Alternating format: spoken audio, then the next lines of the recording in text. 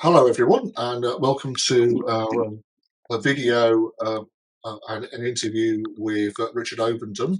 We're going to today talking about a book that is released in the next week by HarperCollins called the Bovadium Fragments. Richard has been fairly heavily involved with the book, as people will find when they get to see it. It's a great book, and obviously I recommend everyone buy a copy. But I think most people will who are watching this anyway. But first, I'd just like to give a brief introduction to Richard for people who aren't aware of who he is. Um, Richard Ovenden OBE is the head of gardens, libraries, and museums at for Oxford University, as well as being the Bodley's librarian. So the Helen Hamlin, director of the university libraries. Richard joined the University of Oxford in 2003 from Edinburgh University, where he was Director of Collections and has served as Keeper of Special Collections and Deputy Librarian before being appointed Bodley's Librarian in 2014 and then Head of Gardens, Libraries and Museums in 2022. He was awarded the OBE and the Queen's Birthday Honours in 2019. He's an active researcher. His recent book, Burning the Books, A History of Knowledge Under Attack, shortlisted for the Wilson History Prize in 2021. That's a great book, by the way. I think everyone should read that one as well. And he holds a professional fellowship at Balliol College. Richard's also been involved with the Great Tales of Middle Earth. And he was the co-editor of that with Catherine McElwain. So thank you, Richard, for joining us. I think we can start. Would you like to tell us a little bit about the book and your Yeah, involvement with it?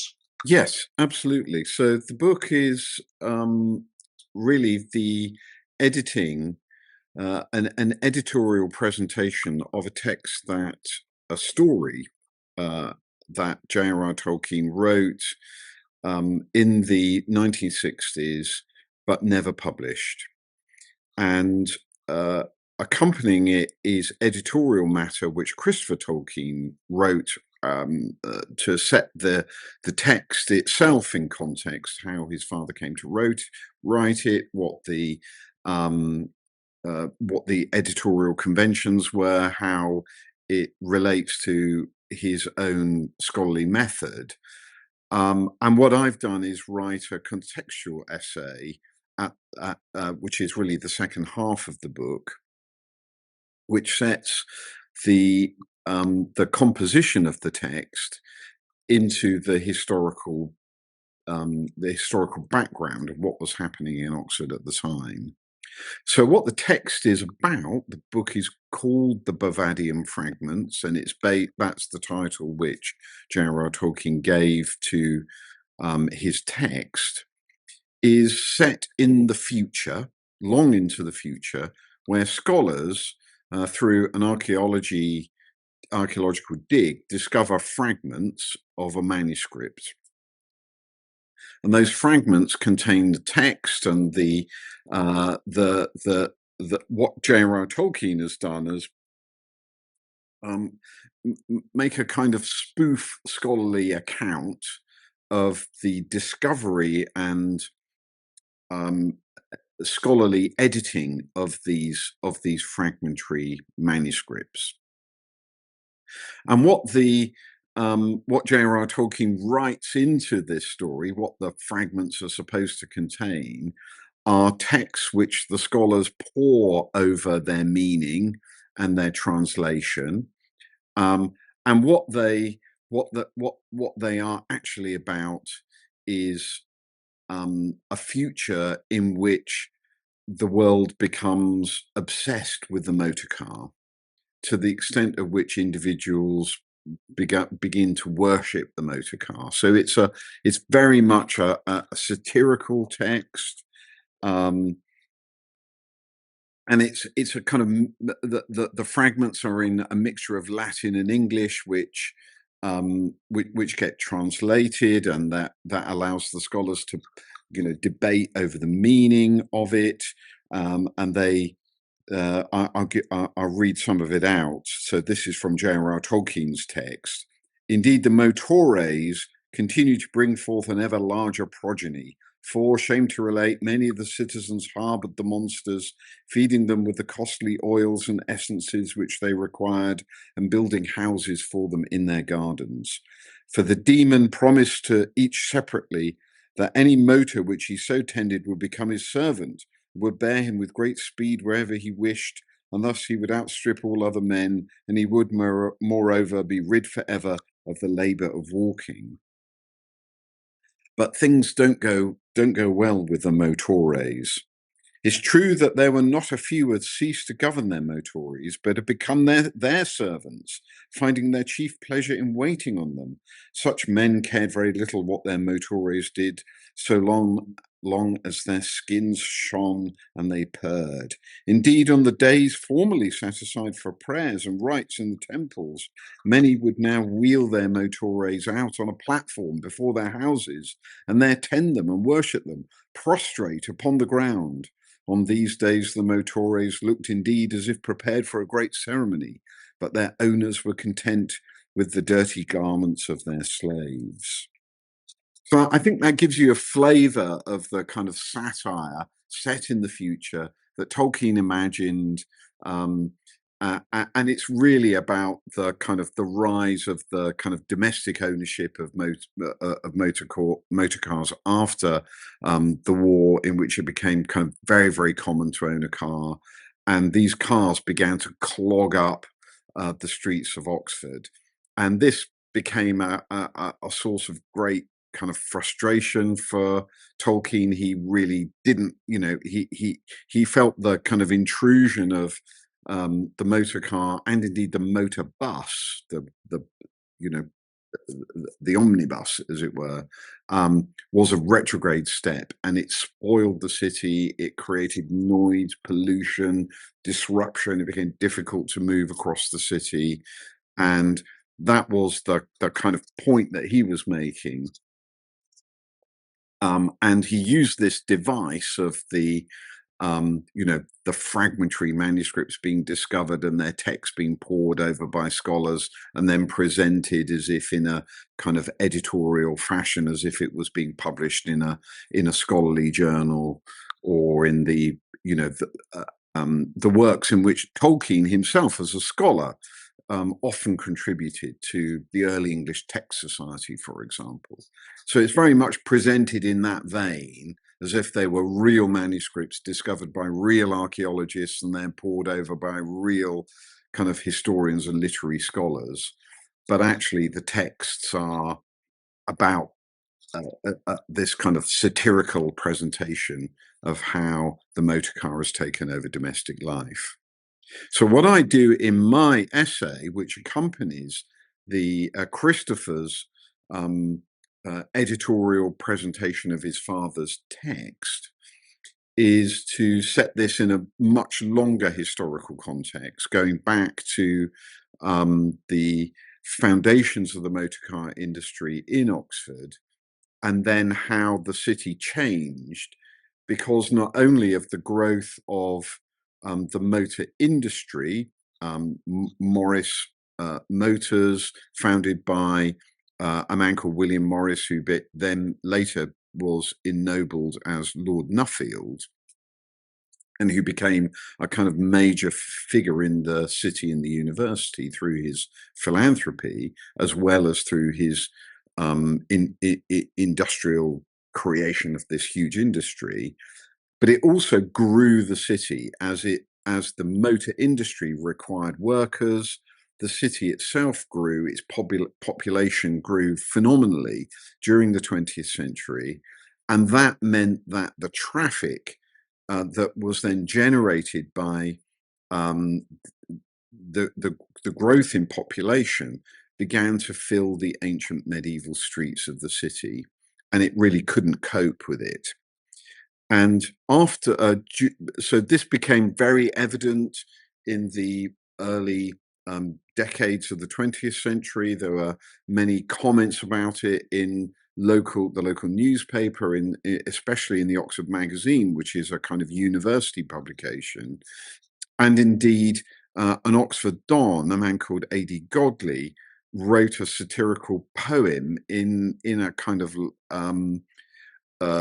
sort of pidgin Latin about the motor bus in particular. And Tolkien had a copy of this, in which we find in his archive alongside the manuscript of the Bovadium fragments. So these two, this kind of general situation in Oxford was obviously very evident in Tolkien's mind, as well as his general dislike of that aspect of modernity which is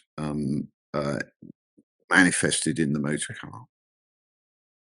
What I think prompted him to write it in the 1960s is a particular issue related to the growth of traffic in Oxford and traffic congestion caused by the growth in the city and the motor industry and the growth in domestic ownership of cars. And that is a proposal that came about actually during the war, where a citizen of Oxford wrote a kind of controversial pamphlet suggesting that the only real way to solve the traffic congestion in the city was to drive a new road through Christchurch Meadow, a beautiful bucolic piece of green water meadow south of the line of colleges, which includes Merton College, Corpus Christi College and Christchurch. And this ancient piece of water meadow, which is bounded on its southern boundary by the River Thames, or Isis as it's known, had been used for centuries, if not more than a century, more than a millennia, by farmers to graze cattle on, because it's very verdant, because of its the nature of it being a flood meadow, a floodplain. And so what happens is that this idea put in place during the war years by a man called Lawrence Dale, that gets picked up in 1945 by a town planner who's employed by the city council called Thomas Sharp, a very famous town planner, who writes a new plan for the city, as indeed many cities in Britain were thinking about that as the war came to an end. They were thinking about how to renew the country, and the shift moved from landscape planning to townscape planning. And that's very true in Oxford, with Thomas Sharp's plan published in 1947 called Oxford Replanned. And that brought together in a much more considered way the idea of a new road across Christchurch Meadow, which at first is called Merton Mall. This is essentially a dual carriageway which was proposed to run right through this beautiful area of green space. And this would, it was felt, alleviate the congestion of traffic that everyone agreed was intolerable on the high street and in the kind of the network of narrow medieval streets in the centre of the ancient city. And this idea, enshrined in Thomas Sharp's plan, and then becomes debated as it's brought forward by the city council as a real plan, and not just a theoretical one, becomes a huge controversy in the city and the university. And it dominates city affairs and the relationship between the city and the university for really from sort of the late 1940s right through to the end of the 1960s and the early 1970s, when it's finally stopped. And what my essay does is to kind of go into the detail of all of that, and how the university responded. And the university was not unified in its view on this. And that's part of the interest, I think, at the time, because, of course, Tolkien was moved from being the Rawlinson and Bosworth Professor of Anglo-Saxon and a Fellow of Pembroke College to being the Merton Professor of English at Merton College. And all the time, he's sitting in governing bodies, hearing the debates about this, and sat in Oxford Common Rooms. I'm, as you said, I'm a professorial fellow at Balliol College, so I can just imagine sitting around after lunch or after dinner in the evening in the common room, and the debates and discussions going on about this kind of plan. And of course, Tolkien at Merton College, this new road would have been within eyesight of the college. It would have been in earshot of the college, in this beautiful area of land which, students and scholars in the university, as well as the general public, had been used to walking around and enjoying the quiet, and that would have been completely disrupted. So it was a very controversial idea. It was a very unpopular idea among some of the colleges, very much favoured by other colleges who were the ones on the high street, like Magdalen College, like University College, who really wanted the traffic problem to be solved. And they felt, well, why should we bear all the burden of this noise and pollution and disruption when there's all this green space? And surely we can use that green space to alleviate this problem in the centre of the city. So really, that's how that's what the book contains. So there's JRR Tolkien's original text, there's Christopher's editorial presentation of it, and there's my contextual essay. And one of the things that I brought to the table, as it were, is also the suggestion that it become illustrated with photographs by a Dutch photographer called Cas Ortois, who visited Oxford in the early 1960s and took photographs of the city and the university. So you actually get real photographs of traffic congestion on the high street, of Christchurch Meadow and its bucolic beauty, and the kind of congestion in the centre of the city, really, that were taken at the time that Tolkien was drafting this text. So I hope that kind of visual intervention adds a dimension to our kind of understanding of what was going on in Tolkien's mind and what was going on in the city and the university at that moment.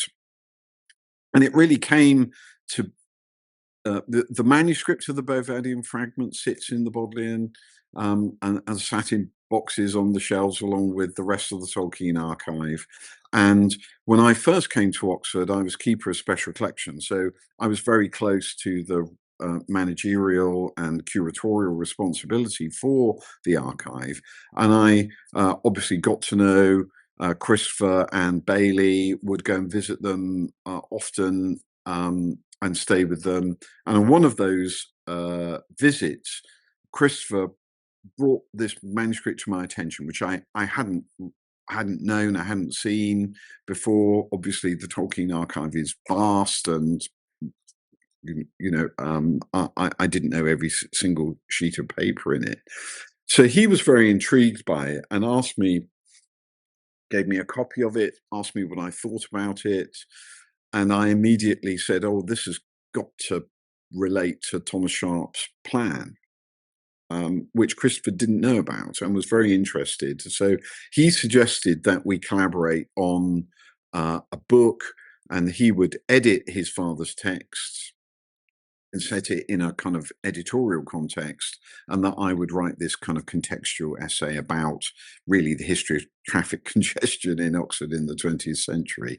So that's what we did. And unfortunately, Christopher had finished his portion, thankfully, before he died, but I hadn't finished my contextual essay. So we never really got to kind of connect the two together.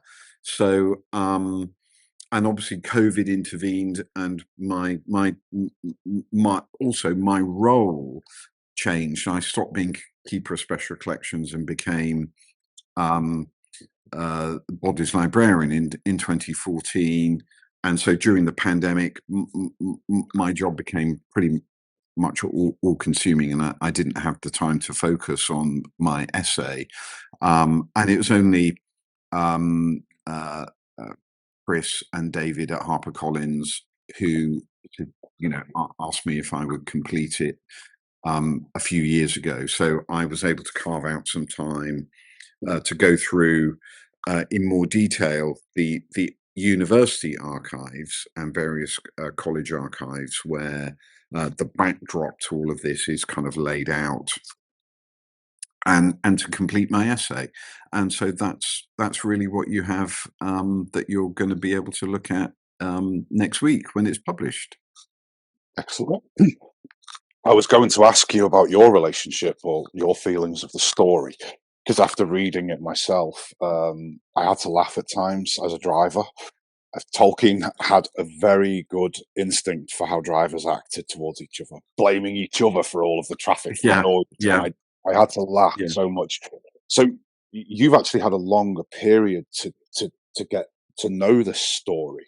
How does it feel now that it's in print, that you hold it?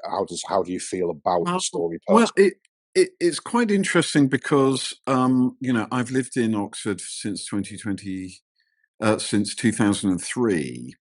And so you can't live in Oxford without traffic being a constant topic of conversation with colleagues, and particularly because the city council constantly change their policy and their implementation of policy through traffic management of one kind or another. So, and right now there is a very controversial traffic scheme which the city council and the county council who have the responsibility for the highways are planning to put in place, which will introduce congestion charging and will become is already a massive talking point in the city and very, very controversial. And so in some ways, I think sort of plus ça change. This is Oxford continues to grow as well. And it's not, we still obviously have the car plant. It's now owned by BMW. But there are other industries growing around the city, particularly in the kind of biomedicine field, biotechnology. So it's a more high tech industry, but that is also growing the city. And these are related to spin out companies from the university very often, and this is growing the university. The population continues to grow, but we are a small medieval market town, essentially, and so the centre of the city, it was not designed for the motor car, and it certainly wasn't designed for the volume of traffic that was experienced in the 1950s and 60s, and certainly not the volume of traffic that we have now. So it continues to be a major problem, and which the local authorities in the city and county council continue to struggle with. And I think Tolkien's essay is a kind of a snapshot of a moment in time in that history of the city and its evolving urban landscape. But it's also, I think, a contribution to environmental literature. And I think we can see much of Tolkien's writing, including his essay on fairy stories, obviously much of what happens in the Middle-earth stories, especially at the end of The Lord of the Rings, and when the hobbits come back to the Shire and find it having been ravaged and, in ugly industry with chimneys bellowing smoke and the kind of malicious, spiteful activity of Saruman having its expression in the bucolic Shire. So this idea that Tolkien is to some extent what we in our age, in the 21st century, would call environmental literature, and making a strong contribution to that, an important contribution to that. I see the Bvadium fragments as in that context as well. Yeah, I think that's a good point. You quote from Alan Bullock, wrote in 1963 that Oxford is not a museum. And of course, Tolkien probably wanted it to remain that way. But it is important to note as well that Tolkien had a motor vehicle in his life. He wasn't against them. And in fact, there are some comments he makes. We have instances in our letters where he notes the positives of them. But going right back to 1924, he had a problem with the changing landscape of Oxford. So this was, as you say, it's over a long period of time. And I think the book has come at a very apt moment in our own world with the environment is changing. Well, I agree with that. I think it would have been quite difficult for him to have published the book in the 1960s, because people would have said, well, he's just anti-car. But now, of course, I think the whole thing's changed. We entirely agree with Tolkien and think this is what he's actually saying is very correct. But it's a shame it wasn't really published in the 60s. Yeah, I think it. Of course, the road across Christchurch Meadow was not built, so I think he was picking up on a shifting sense of public attitudes towards the conservation of historic, historic cities. Of course, the Oxford Preservation Trust becomes a much more strong influence on how the city should be designed and evolve.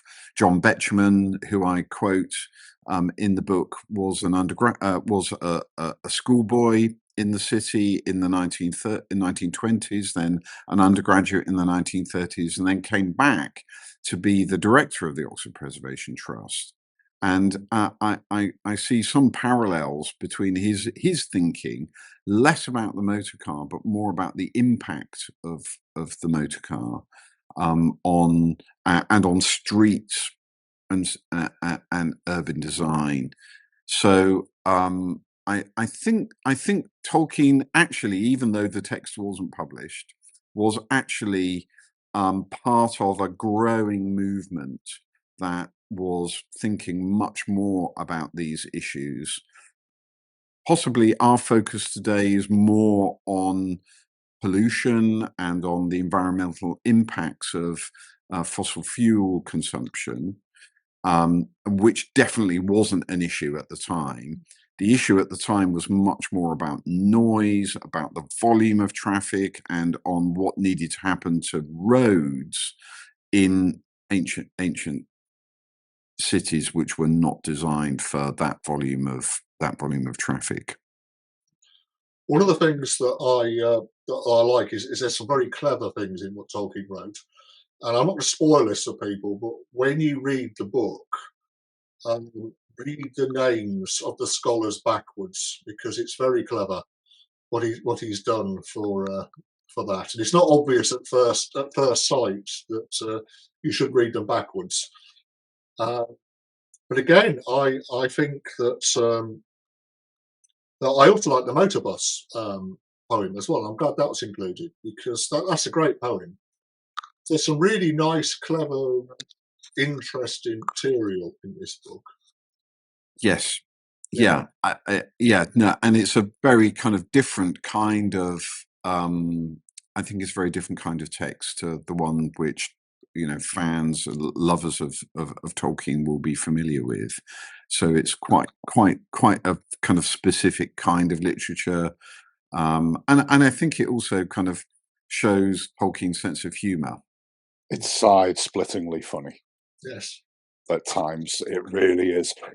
We all know Tolkien was humorous and he could use language in a very, very clever way.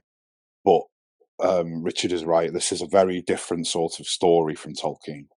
Aside from the fact that it has an important message, it is incredibly funny, and the humour in it is intelligent and can be enjoyed by people who don't know Latin. For instance, it's very easily set out. I wanted to ask you quickly on your opinion of what Clyde Kilby said about publication being difficult because of the Latin at the time.